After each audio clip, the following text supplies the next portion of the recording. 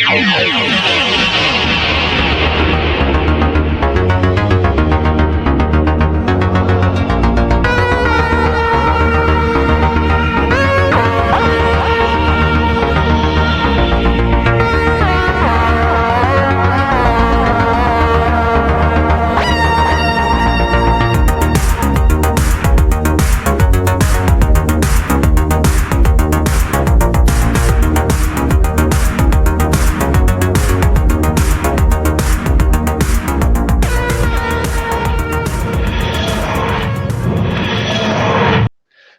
everybody, and welcome back to the WhoTubeShow. It's been, oh gosh, I don't know, it was last year when we last did one, and we're back for season 2, the long-awaited season 2, as it seems. So today, with me, I have Rod Maxwell. Hello, Rod. Hello, Phil. This is my first guest in the first episode of the new season. How does that feel? I'm honoured. Yes, it's. I've watched some of the others, so I've got some idea what to expect. We will do our best to keep you comfortable. So at first, we're going to talk a bit about you. And first of all, when did you first get into Doctor Who? Well, I first started seeing it when I was very young. Probably a little bit too young to actually be watching it. I had a lot of cousins that used to visit on occasion, and they watched it.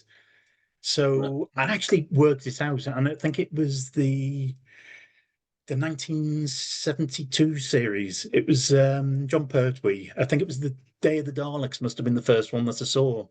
Oh, right. And so basically, I was on sitting on the couch with my brother and all these various cousins, and yes, little Rod in the middle, looking rather bemused at what was going on. I think essentially I was there, so if anything frightening happened, one of the cousins could grab me and give me a hug, which I later discovered is known as cuteness aggression. Oh, bless. But so how old were you in that? In terms of I must have been about 3 or 4 at that point. It's but possibly just 3 even. So it was really young. But there were things that sort of stuck with me. It was actually the following story. Was it the Curse of Peladon? I always get that muddled up with the sequel.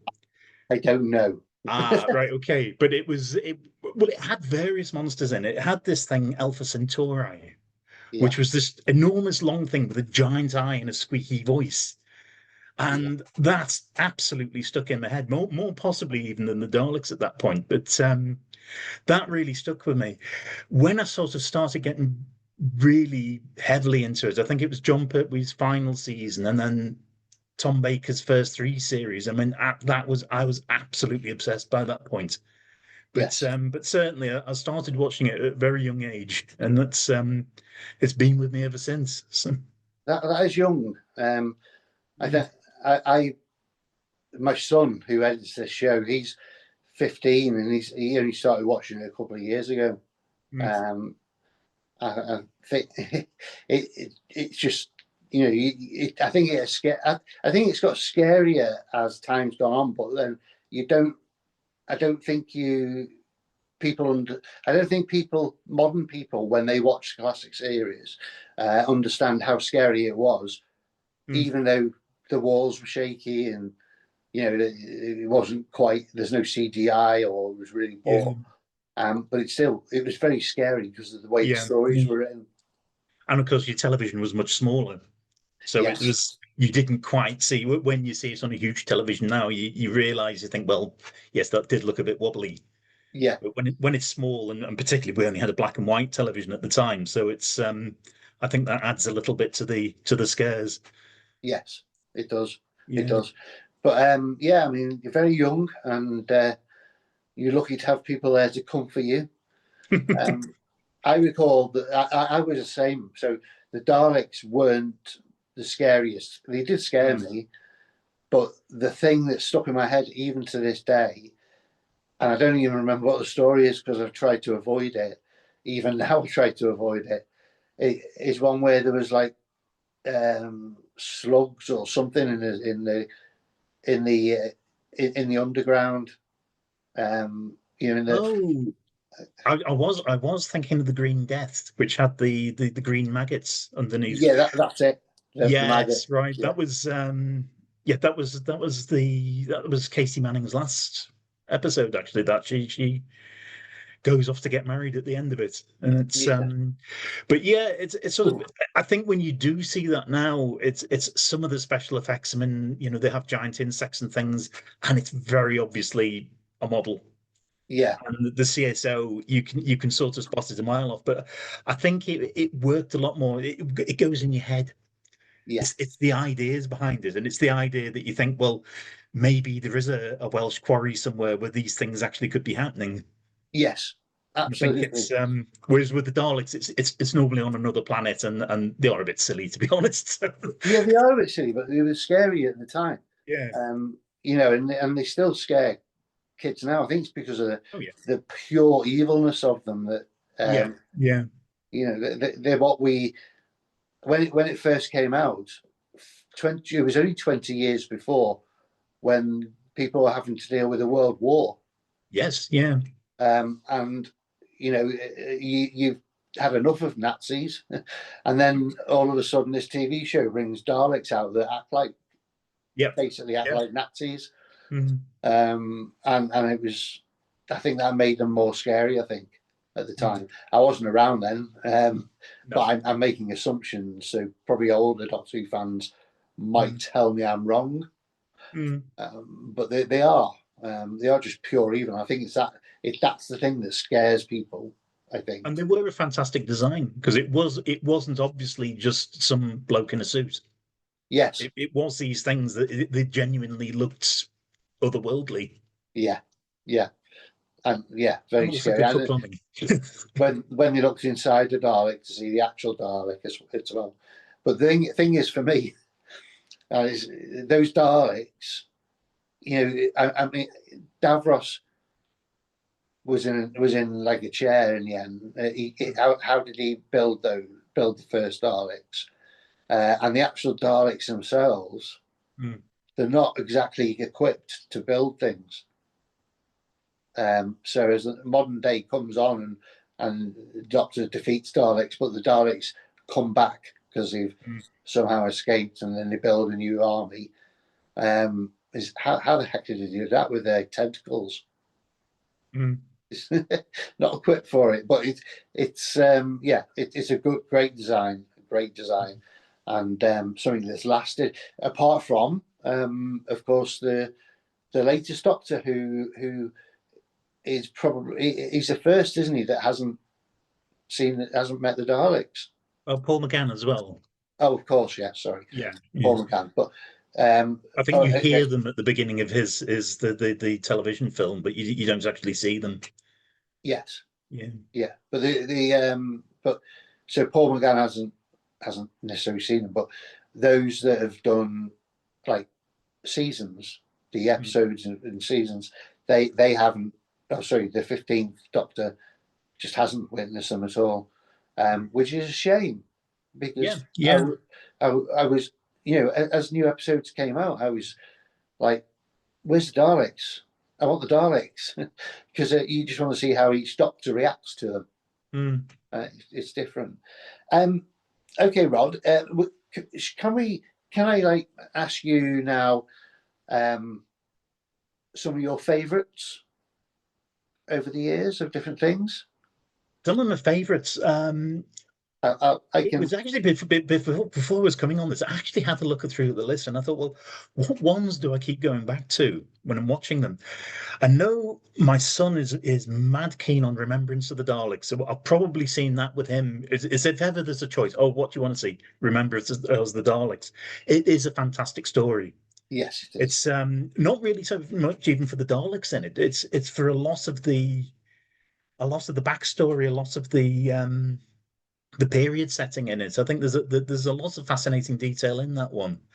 Yeah. But if it was me, when I was going through, I was looking, and there are some that I will pick up on, and one which I often go back to is Ark in Space. Oh, yeah. And it's the one episode that when it was on, it genuinely terrified me. Yes. It's I think at the time, because I'd been watching the John Pertwee episodes, and he was always very safe and yet sort of a grandfatherly figure, and he was going to turn up and sort everything out, and everything would be fine.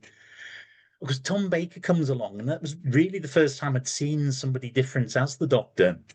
Yeah, And the first episode he did, it was a bit silly and it was a bit sort of routine. That one came along and it was tonally very, very different. It was yes, very claustrophobic. Um, it's the alien menace in it. I mean, I think it was the fact it was this body horror. I know you had a little bit of that with the maggots, with the Green Death and so on, but it's this idea of this creature taking somebody's body over. I really, that bothered me at the time. yeah, yeah, But at the same time, and I think it was they repeated it in the school summer holidays the next year, and I watched it again, and I thought, no, this is really something different. It felt a lot more adult from the yeah, series that I just started off watching, and going back to it, there's some fantastic speeches in it. The concepts behind it, I think it's the actual the Wirren, which is the sort of insects that take people over. I mean, they've obviously based that on a sort of a parasitic wasp or something, yeah, but the film Alien was very, very similar story. yeah. A bit darker and more horrific, obviously, but that was the ideas behind that. I think there's a lot to work with. In a way, it's one of those monsters I wouldn't mind them bringing back, because I think there's possibly, I mean, as they did with the Alien, where they went to see, well, they'd taken over a human colony in Aliens. I think you could maybe do something like that with Doctor Who.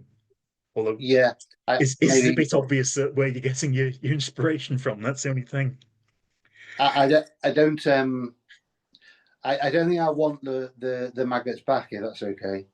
No, no. Try not to push that too much. Yeah, yeah. Don't want so who's your favourite Doctor then? Oh, well, if we go in classic new series, we've split them up. With the classic one, I think it would have to be Tom Baker. And it's like I said, when he was first on, he scared me a bit. Yeah, And then you got used to him, and you had these fantastic ideas. I mean, it's ones that, I mean, I think it's that it was really from John Pertwee's last season and the first three of Tom Baker. It's almost like an eidetic memory. I could remember scene by scene everything that's happened in those, and it's funny enough, when I went to watch them with my own children years later, and I vivid memories of all of these ones. But Tom Baker really did make it with it for me, which I feel a bit guilty because I really like John Pertwee as well. But it's yeah, but with the new series, it's I mean, actually, to be honest, there hasn't been a Doctor I haven't liked. They've all had their own takes on it. They've all done something interesting, but I absolutely adored Peter Capaldi in the new series. yeah, I do. I think it's great. He really tried it. I mean, you could see elements that he picked up with sort of William Hartnell and John Pertwee that he brought through with it, but Yeah, there was definitely elements that he'd thought through. The fact he was quite alien and he didn't really seem to understand human beings, particularly early on with it. And it's I mean, some of it's silly, he couldn't work out what heights, or couldn't tell Clara and Strax apart, wasn't it? That was yeah, but there were silly things like that. But other things that he didn't quite connect them. He didn't understand things emotionally, which that's like alien things. And the other thing, one of the early ones where he says, am I a good man? And he didn't know. He thought he was doing things that were good, but then yes, some of those things seemed to upset people. And because the yeah, thing is, he was acting in a very utilitarian manner. yeah, So what he was doing was objectively good, but it wasn't yeah. necessarily very kind. No, he wasn't. He was And quite it's sort of, and he developed through that. And I think it's with Clara with it. I mean, I remember the one bit where she's got the flashcards for appropriate things to say, which, yeah, obviously yes, that was done as a funny thing, but it's that sort of thing yeah, where yes. yeah, she announced herself as his carer at one point, and I think I remember that one. Yeah, yeah, it was she funny. cares, so I don't have to. He was really good there. I mean, my son um has recently watched it because he's been going through it Mm, from the start of the new series, mm, and he's gone through the Peter Capaldi. He's now on Jodie Whittaker. So, but he really enjoyed the Peter Capaldi era. And to be honest, I understand why, because although for me David Tennant felt the best in the new series, it's a tough one because Peter Capaldi is very, very close for me, very close. And I think David Tennant, in a way, he almost did the opposite. He did a Doctor that was very human. Yes, he did. You know, and it was, you could see that he would act emotionally to things. I mean, another one of my favorite episodes as well, the girl in the fireplace.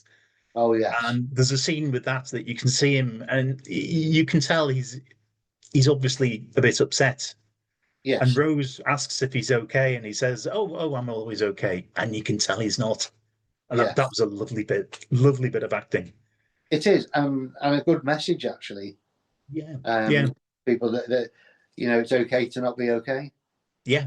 And we see our favorite, our favorite character, the Doctor, suffering with essentially he was suffering with mental health problems. So if the Doctor can have them, then we can. Yeah. So it's Christopher Eccleston. I thought there was the greatest with that one, because he was, he was a war veteran. Yes, and you could see that come across him, and there were things that had affected him, things he'd seen. Yeah, he was suffering from stress. He was trying to find some purpose in his life again. So yes, absolutely. Let's move on to the companion then. Who has been your favourite companion? You can do it in both of them. Well, it's sort of, again, I'm going back to this period when I really started getting into it, and it has to be Sarah Jane Smith. Yeah. And again, it's like I said, when I became really obsessed with it, she was the new companion. She came in, and it was the Centaurans and new things happening there, and she developed as well. And but I think she was a nice mix. She could have this vulnerability, but she could be quite brave with things as well. Yeah. And I think it's a little bit more assertive than Jo'd been, Jo Grant. Yeah. And she did it for, was it 4 years in total? 3.5 maybe. She left partway through a series.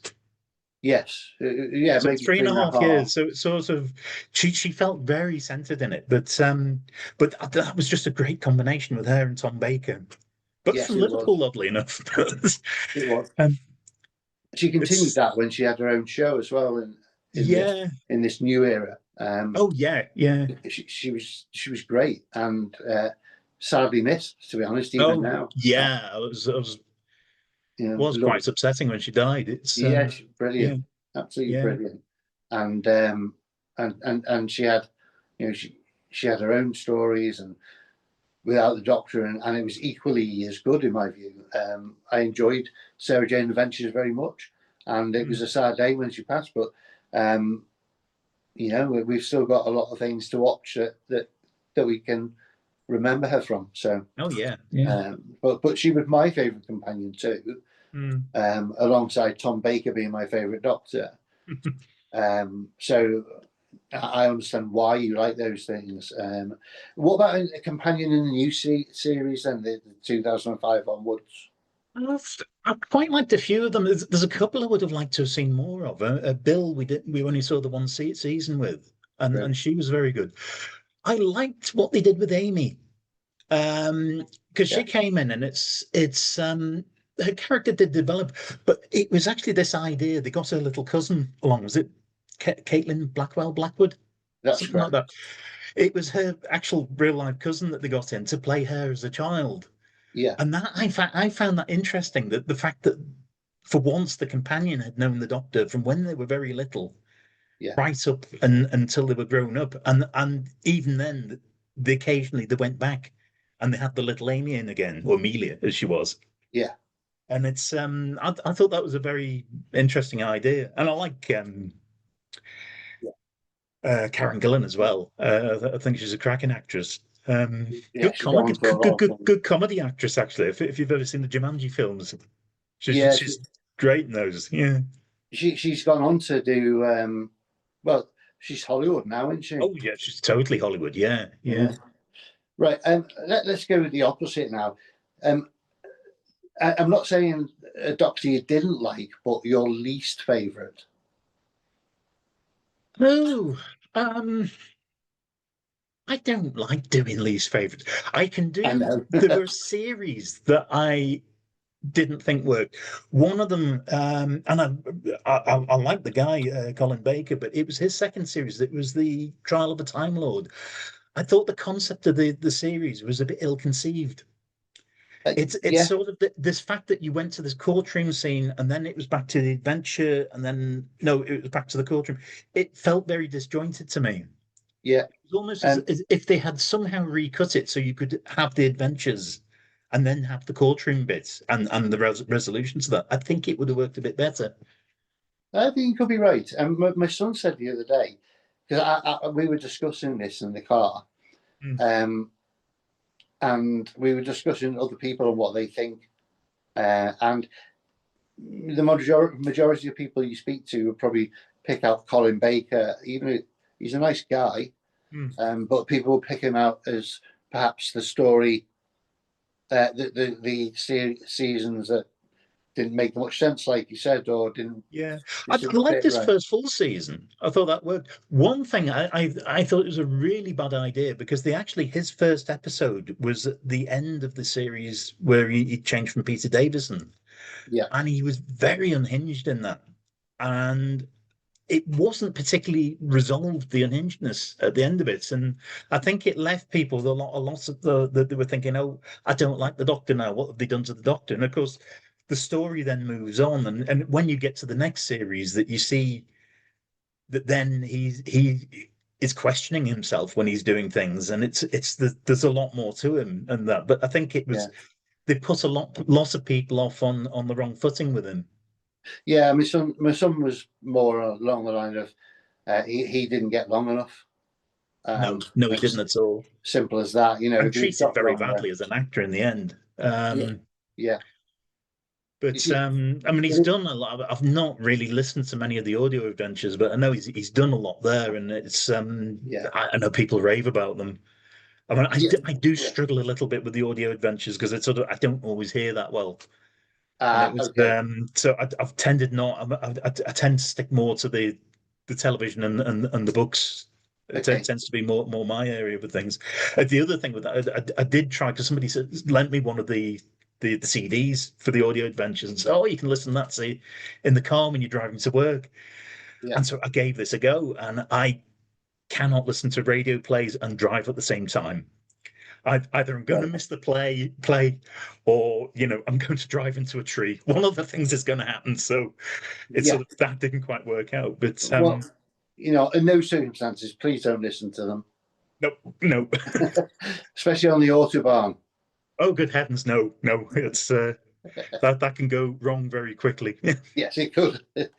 But they are good. But I think there's different people, isn't there? People that are more visual.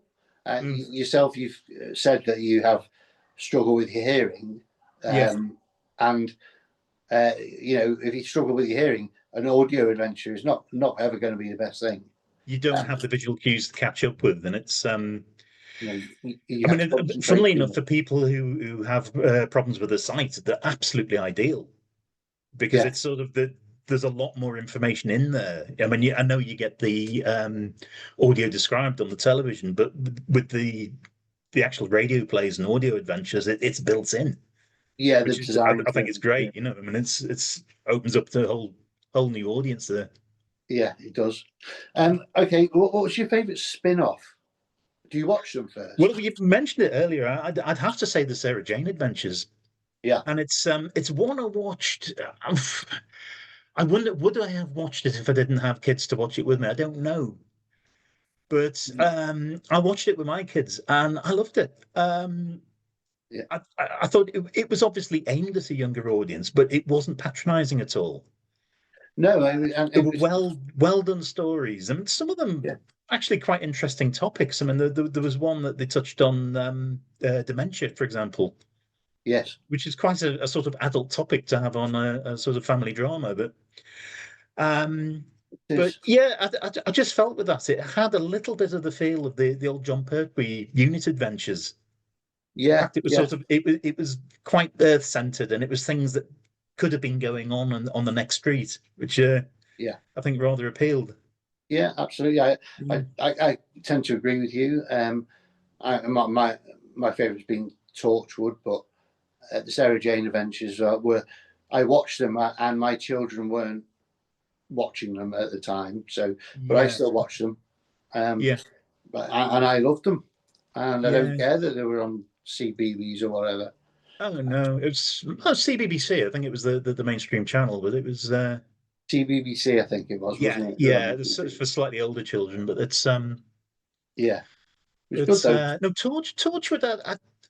I liked bits of it. I thought it took a little bit of time to get going. I think initially they thought, oh, we're going to do Doctor Who, but with sex, violence, and bad language. And in a way, those elements to me made it a little bit juvenile to begin with.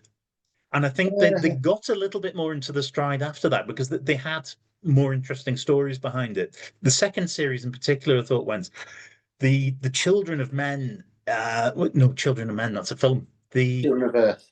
Children of Earth. Yes, Children of Men's a good film actually. Children of Earth. I mean, it felt very like the old Quatermass series. If you've ever seen those at all, particularly I think Quatermass 4. It had No, had a feeling of that about it. And it's one I've never quite got around to rewatching it because I think right. I think it's quite upsetting some of the themes with it, but it was very good. Yeah, I mean yeah. that the last series they did, the one that was co-produced with one of the American channels, was it Star or something? Stars, yeah. Yeah, that started off okay, and then I think they ran out of material. Yeah, I It think was so. an interesting concept, but it then seemed to not go anywhere. No, it wasn't quite. I think the ending just didn't feel like it matched the rest of the show. Yeah, yeah, Because we were looking for something, an alien that was evil, yeah, not yeah. not whatever that was. And didn't it, I mean this concept of people stop dying, I mean that was, and it Yeah, wasn't the fact that it was they're immortal as such. I mean they were just degenerating, but it was that they'd become like Captain Jack. That was a very interesting idea because it was looking at why is Captain Jack like he is. Well, yes, I mean we saw from the episodes of Doctor Who he was in, but it wasn't quite explained. But they didn't seem to find a resolution. Interesting no, idea, but not the resolution. yeah, I think you're right. We before we go on playing games, just a couple more what questions for you. Your favourite writer in both the modern and classic era? Not everybody knows who the writers are, Yeah. because some people don't pay any attention after those sort of things. You just watch the show. Are you I think, somebody that takes notice of who the writers I, are? yeah, I think it's in the classic. Possibly two. I'd pick out Robert Holmes. I think one. Terrance Dicks, I would definitely pick, and possibly more because of the Target novelizations. Because Yeah, I mean, back in the day, if you hadn't seen it, occasionally they repeated episodes of Doctor Who, but if you'd missed one, there was absolutely no way of seeing it. And particularly the ones where the tapes had been lost by the time I got around to them. And the yeah, local library had these books in, and yes, you read through them, and it'd been taken from the original script, and they'd mm, added bits of narration, but you could read it through. It was like watching an episode, and I love those. And Terrance Dicks did an awful lot of them. he did. And I know there's a friend of mine. He said that is actually what got him into reading for pleasure. Right. Yeah, Because I can know we see had that. this discussion. It was like, oh, what's the first time you can remember going to the library and seeking out a book, particularly because you wanted to read it? And I know with me, it was Roald Dahl's Charlie and the Chocolate Factory. Yeah, Because I'd heard about this and I totally wanted to get it. But certainly, yeah, the Target Doctor Who's, I mean, they would get them all in. And they were yeah, quite tatty by the time you got some of them. But yeah, Terrance Dicks, I'd pick up for that one. With the new series, I'd go for Moffat, Stephen yeah. Moffat, definitely. I think a lot of people would agree with you. He has written an awful lot of episodes, but it's and for other people, because of course he's written a fair few for Russell T Davies as well. Yes, But he seems to find an interesting idea. he does, doesn't And he? it's and sometimes I think with his monsters, it actually goes back to sort of favorite episodes and things, because there was two that I was thinking from the new period that I watched an awful lot, which was The Girl in the Fireplace and Deep Breath, which was Peter Capaldi's first one, and they both featured those clockwork droids, the clockwork Yes. androids. I thought they were fascinating. Yeah. I mean, in a way, that it was a bit steampunk. It was because they were defunct technology. It was Victorian automata with Yeah. a sort of difference engine brain. I mean, it was that kind of thing, but taken to sort of extremes. Yeah. But the actual they started off, it was sort of like an Isaac Asimov thing gone wrong, because they were Right. trying to follow their programming, and by following the programming, they were doing logical things, but not necessarily particularly desirable things. But particularly with the Deep Breath one, there was just this pathos about them. It was Yes. they were trying to find purpose in life, and eventually their purpose was, well, we'll try and become human. Yeah. Which their take on that was, well, by disassembling other humans and taking the bits. But that's the Asimov gone wrong. That's the robot following some programming that it doesn't understand. But it was this pathos with them that they were quite sad. They were carrying on. They were trying to find some purpose in life. Yes. And that's Absolutely. I thought that was really fascinating. But quite a few of the Moffat ones, the empty child, because Yes. that was technology gone wrong. It wasn't anything bad. Yes. It was the technology trying to do the best it could, and Yeah. making a mess of it. Yeah. Absolutely. He was trying to heal, wasn't it? So Yeah, yeah. it was doing a good thing, but it just got it. Yeah, like you say, got it wrong. Mm. I mean, and you can't talk about Stephen Moffat without talking about Blink. Talking about Link. Blink, yes. Well, that was interesting, because the Doctor wasn't in it very much. I mean, that was the Doctor Likes episode. It was, But yes, I mean, that's at the time, and it was quite a short episode. I think it was only about 40 minutes, but yeah, yeah, it was. Do you know? I mean, the part of Germany where we live, it's actually a very sort of Roman Catholic area, right. and you do find a lot of they get these statues. You know, it's a statue of the Virgin Mary, and it'll just be plonked outside somebody's house. Oh, right. And it was last winter. I was driving into work. It was pitch black, and the police had put a diversion. I don't know what it was, whether it was a road accident, fallen tree, whatever. But they put a diversion in. I had to go down one of these side roads. And I just turned around the corner, and the car's headlights just illuminated the statue of the Virgin Mary. Oh. And my heart exited from the. I thought, Well, don't do that to Doctor Who fans, will you? yeah, watch out, eh? If It's such a creepy idea, and it's isn't it? oh yeah, yeah. But they brought them back a few times, and the Phil Chris Chibnall wrote one as well with Jodie, didn't he? And that was good. I thought that Yeah, was quite interesting. Was it during the Flux series? yeah. But I'm not actually sure whether anybody has got them right since Blink. I mean, they were okay. Stories Yeah. were okay, but I don't think they've been as creepy as they were when they were. No, they've tried to expand them a little bit, and it's possibly the expansion takes away from. I think it's again it's this thing where you could believe that actually this is happening in the next street, Yes. and this idea that, well, you see these statues all the time, and of course they don't move because you're looking at them. Yeah. When it's taking away from that, then it's sort of you think, well, yeah, okay, it's another monster of the week then, isn't it? Yeah. But yeah, Blink. Blink. That's Let's go on to last couple of things. Your favourite, whether you listen to them much or not, your favourite theme tune. Which is your favourite version of the theme tune? oh, absolutely the original Daily Derbyshire version, or possibly the one they added a little bit of sort of sparkly bits when they redid the opening tune for Patrick Troughton, and that was used right the way through to the end of the 1970s then. Yeah. But the Dealey Derbyshire one, I just think it's an amazing piece of music. It It's is. this tape loops and electronics, and Yeah. I mean, I don't know. I suppose that they were using techniques. I mean, I suppose Stockhausen and people like that had used techniques like that, but in Yeah. a very avant-garde way. I mean, this was making something that was a recognizably a tune, but out of sounds that nobody had ever heard before. Yeah. And it's It, still, if I stick on an old episode with that tune on now, I mean, the hairs go up on the back of your neck when you hear it. yes. It's Yeah. It is special. genuinely properly creepy. Yeah. It is very special. Very, very special. And you're sitting in a TARDIS now, aren't you? Not Well, it's literally. covering up the mess of my home office. Which is your favourite version of the TARDIS interior? Right, I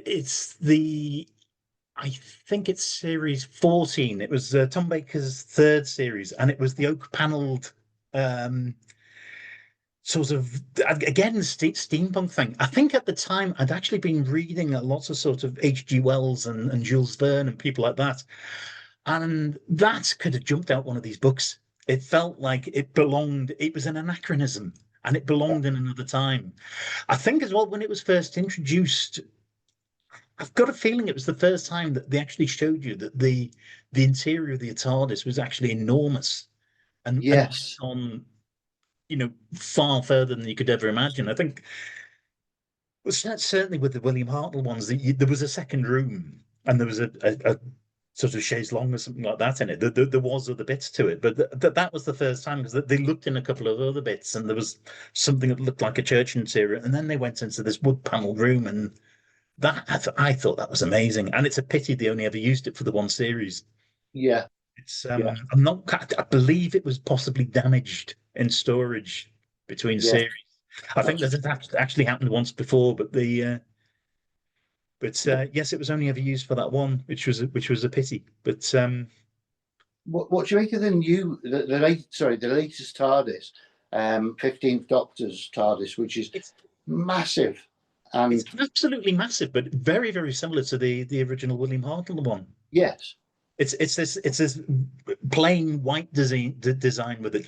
I think it's going back to. I mean, this was always the what you imagine the inside of a spaceship would look like.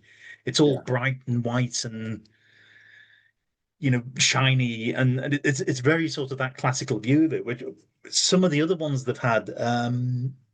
I mean, it's particularly when they brought no, but they did it in the TV film as well. But when they brought it back in 2005, it looked very organic. yes, yeah, it And did, that was going with this idea that the TARDIS was a living thing and could regenerate itself. yeah, But we, the white thing, it's very thin. I like it. yes, It's I did. It's showing how massive the TARDIS is, but it's bringing back that classic sort of look. Oh yeah, yeah, Really cool.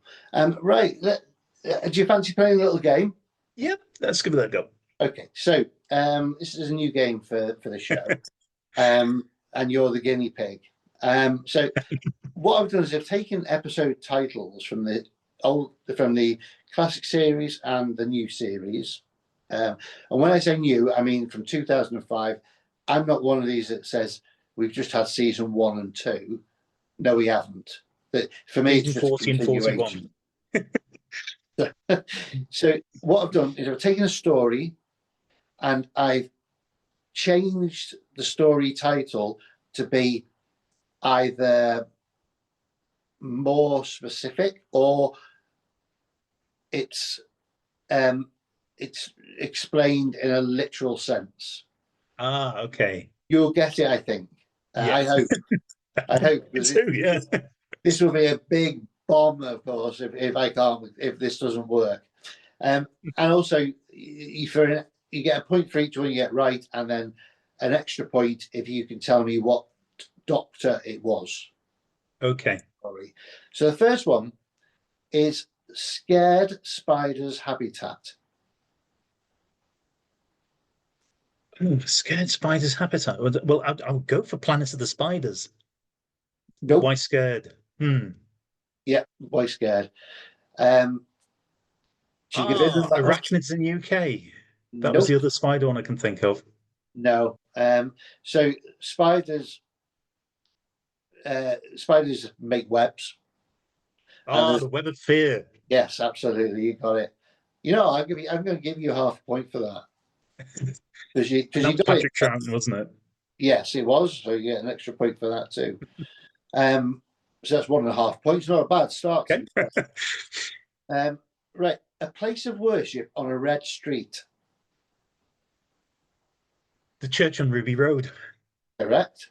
and it is Shooty Gatwa, isn't it? Yeah, It is. Yeah. yeah. That was Correct. his first one. Yeah. Make a decision not to turn right. Turn left, and that would be. It was with Donna, wasn't it? That's David Tennant says the 10th Doctor. Absolutely. Well done. See, so I'm glad that you're getting these because it means that if you get them all right, I've done it too easy. Oh, But if getting some right is good. It means it works.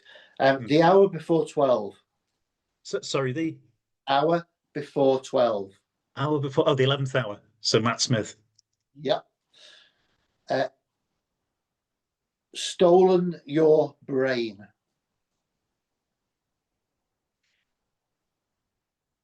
The Mind Robber. Correct. Well done. And that was John. Oh, it is John Pertwee, the Mind Robber. No, Patrick Troughton. Is it? Yeah. Yes, that's the one. Oh, I love that one as well. That's the one where Fraser Hines got ill halfway through, and they actually had, because it was all fantasy and make believe. It was actually a different actor for one of the episodes. So yeah, and built into the story. Yeah. Very good. Right, the top of I'll do this slowly. The top of an ancient weapon that has arrived from the stars.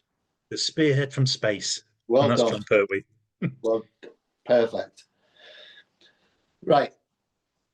Satan from the ocean.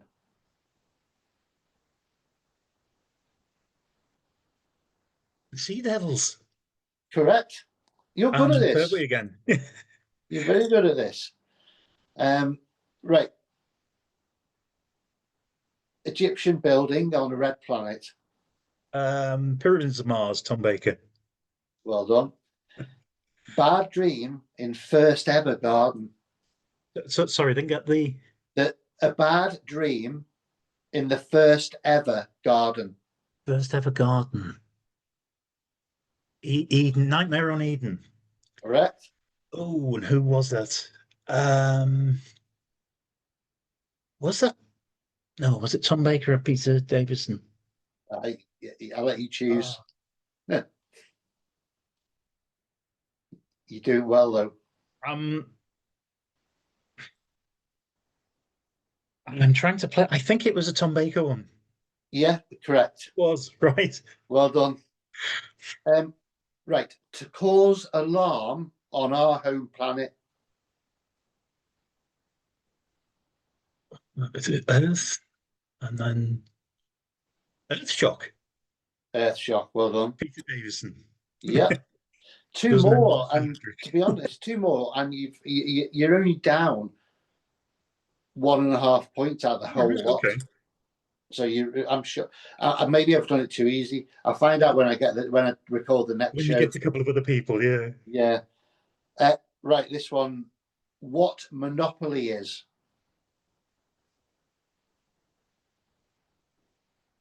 This is quite cryptic. What Monopoly? Monopoly is a game. Yes, it is. The War Games? Nope. No. I'll let you have another guess. Think about that. I'm going to give you a little clue. I shouldn't be doing this with your high score. No, well, when you play Monopoly compared to other games, what's the one thing that usually stands out?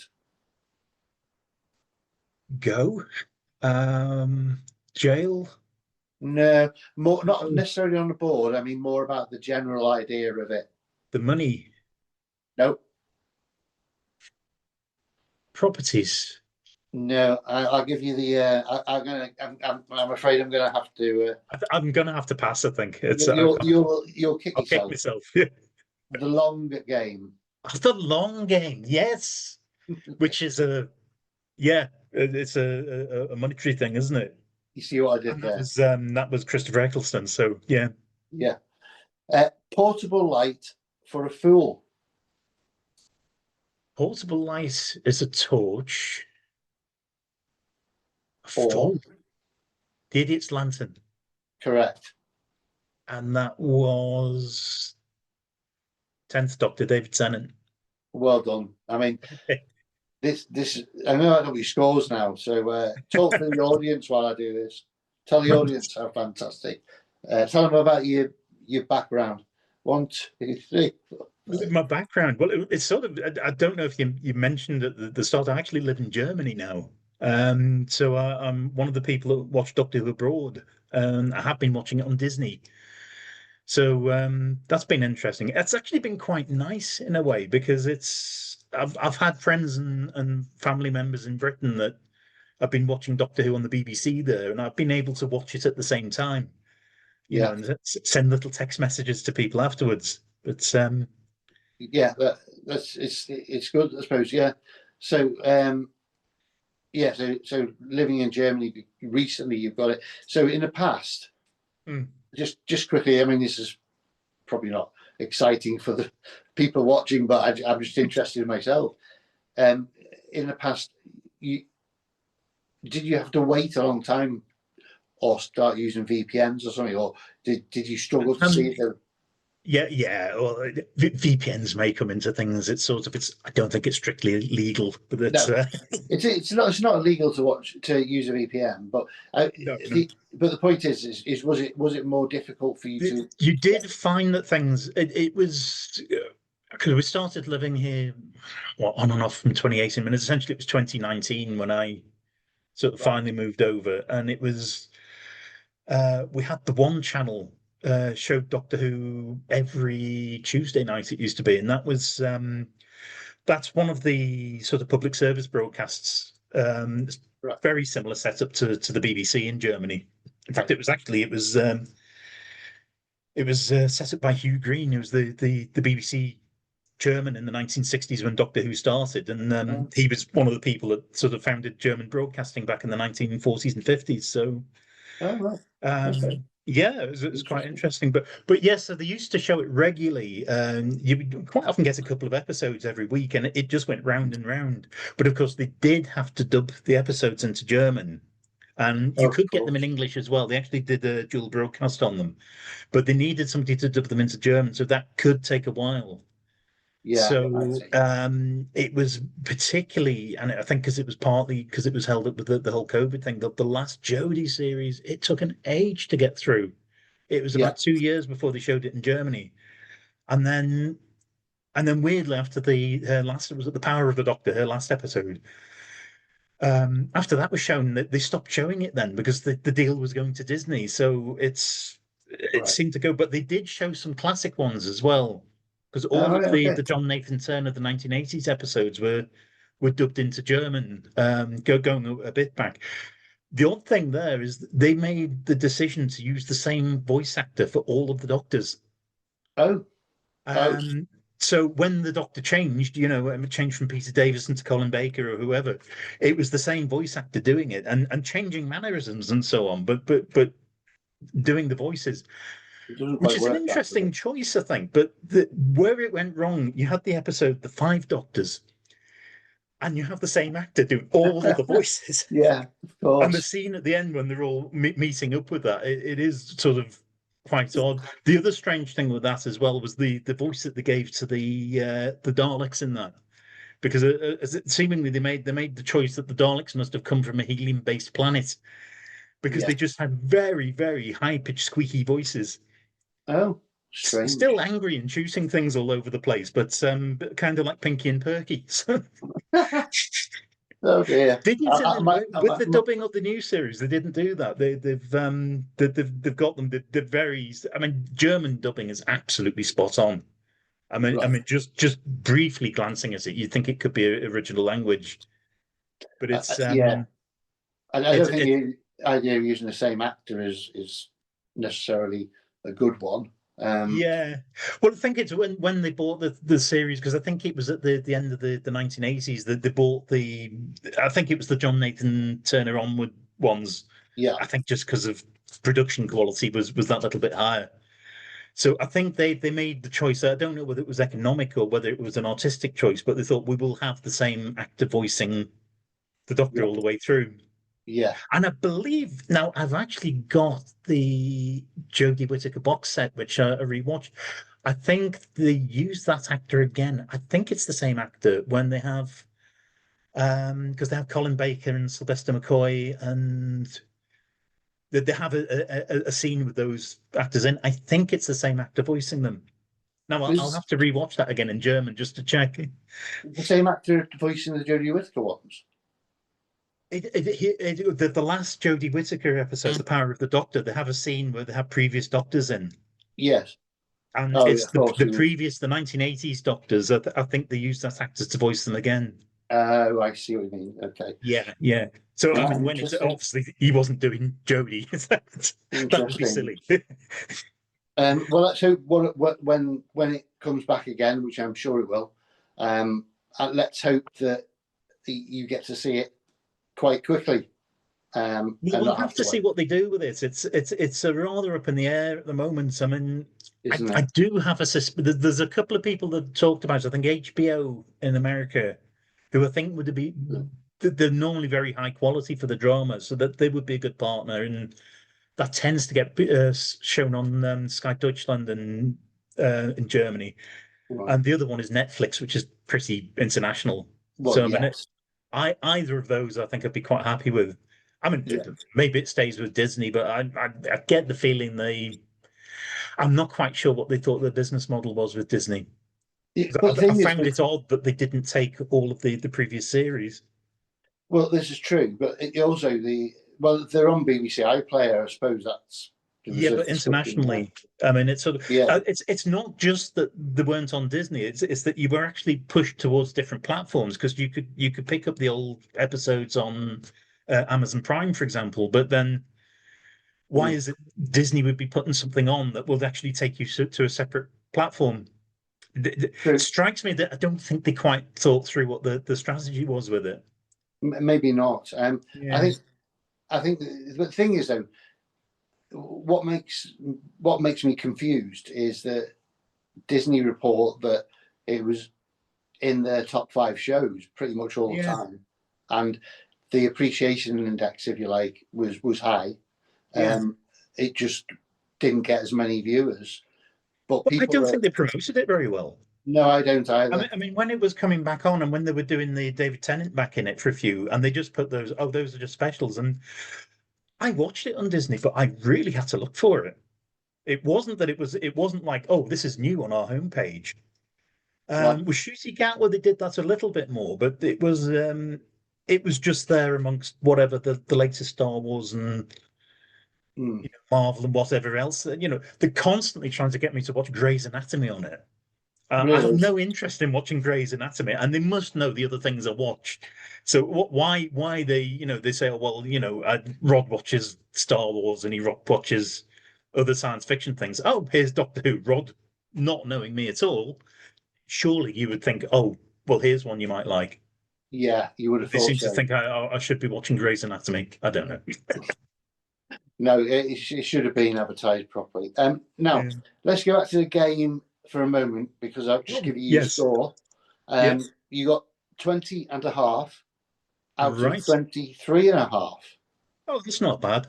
To be honest, at the end of the season, after 10 episodes, I will be giving out a prize or a selection of Doctor Who stuff. Just small things, pin badges and different things like that. So, but you have probably you're going to be way up there, because I think your knowledge of Doctor Who is really quite impressive. I don't think that I'll get many people that will get that many points. Yeah. So I do sort of odd quizzes as well. So so you're used to it.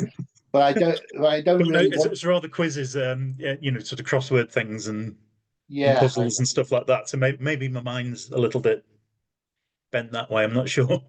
bit of a detective. I don't want.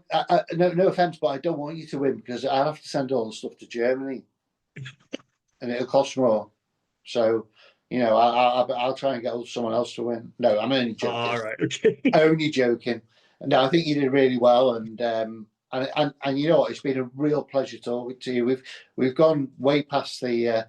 It has. We've overshot quite a bit, but it's been very enjoyable. It really is nice to have a natter. It is, and that's what this is about. It's about, you know, rather than delving into episodes deeply, this whole thing, the WhoTube show, is about the fans and what the fans enjoy, and letting them talk about their love of Doctor Who, and get to know what Doctor Who means to them. You know, when you hear the different things you said, obviously means a lot to you and has done for many years. Yeah. But you know what, you've been a great guest, Rod, and I just want to thank you for agreeing to come on and bless us with your presence. Yeah, and thank you for inviting me as well. No problem at all. Well, Good invite luck you with the again rest of the someday. series then. Take care of yourself, and Okay. and goodbye. Okay, goodbye.